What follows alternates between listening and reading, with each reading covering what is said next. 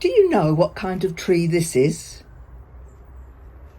It's an oak tree and it's very big. And here's an acorn. A little acorn is the star of our story today. The acorn looked at the world around him. "The world looks so big," little acorn said to his mother. "I'm just glad to be right here with you." "I'm glad too, my little acorn," said his mother. "But when your time comes to go into the world, you'll be fine. Within you is a great oak. Just be the tree God made you to be." The time to let go came sooner than he expected. It started with a bump. Little acorn began to swing back and forth. He tried to hang on, but down he fell and landed in the back of the pickup truck. "It's okay, little acorn," he heard his mum say as the truck started to drive away. "Just be the tree God made you to be." Little acorn looked up and saw a young tree. "Who are you?" he asked. "I am a little orange tree on my way to be planted." "What do orange trees do?" little acorn asked. "We grow oranges." "Oh," answered little acorn. When they got to the orange grove, the farmer came to the back of the truck.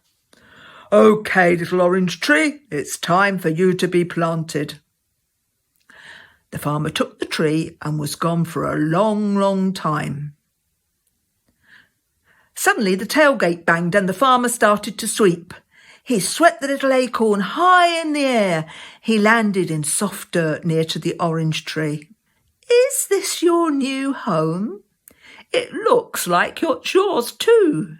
"Orange tree, what do I do next?" he asked. "Just settle in, little friend, and rest. God will make you grow." Little acorn did just that. He settled deeper into the soft soil and slept a long, long time. When he woke up, he didn't know where he was. He stretched up higher and higher until he popped out of the dark dirt into the sunlight. "Look who's awake." "Hello, orange tree. Have I been sleeping long?" "Long enough to become a small tree. Now you are a little oak." Little oak remembered his mother's words. "Within you is a great oak." Maybe she was right. Little oak was much smaller than big orange trees.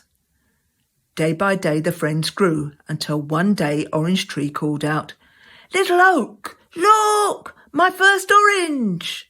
"He'll have many more," the big orange trees exclaimed. "So will I," announced little oak.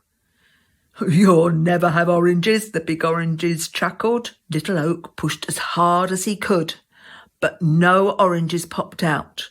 Not that day, nor the next, nor the next. When the farmer came to collect the oranges, little oak was worried. He had none to give. When the farmer spotted him, he said, "I know just the place for you," and lifted the little oak carefully out of the ground.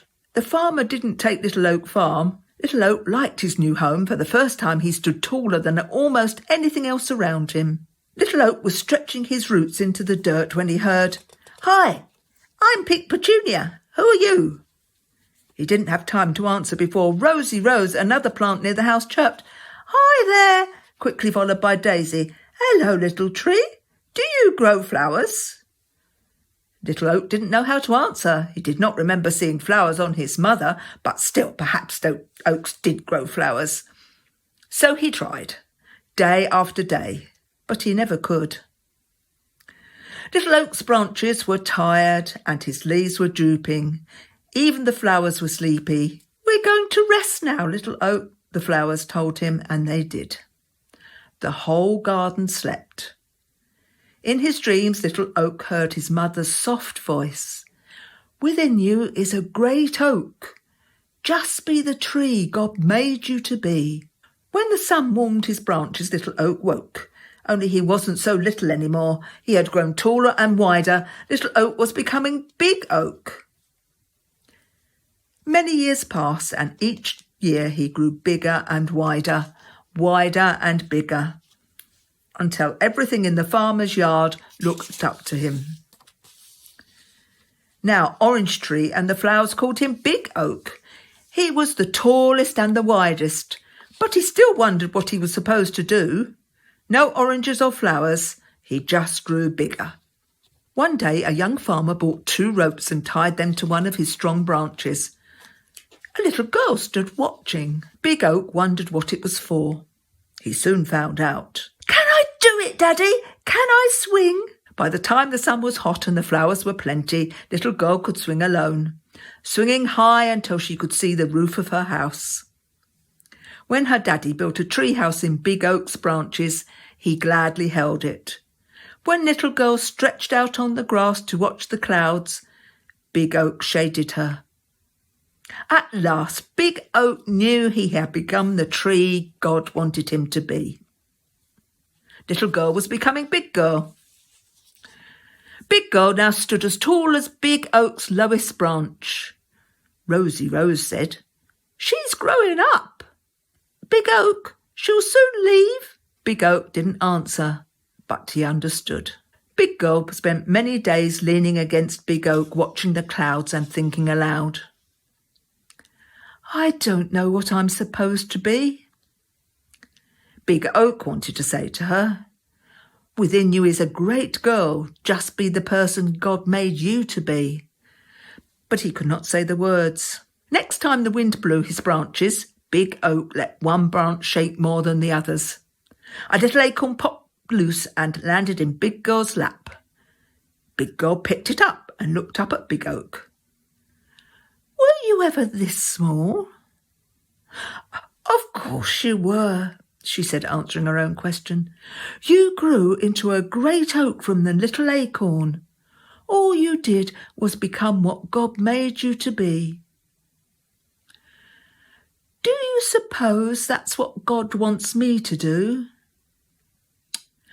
"Of course he does. It's time to become the person God made me to be."